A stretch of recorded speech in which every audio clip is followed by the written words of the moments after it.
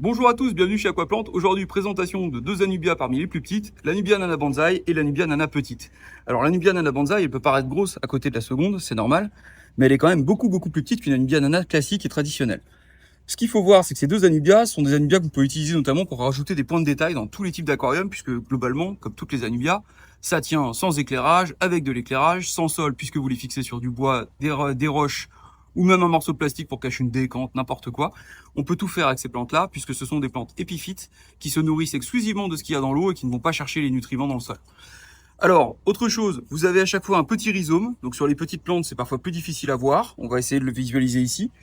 Et ce rhizome, il ne faudra pas l'enterrer. C'est la raison pour laquelle nous, on va vous recommander de coller vos anubias sur des supports plutôt que de les enterrer dans le sol. Parce que globalement, c'est vraiment la meilleure solution pour éviter les pertes. De la même façon, le fil trop serré sur ces espèces-là peut nuire à leur bonne santé.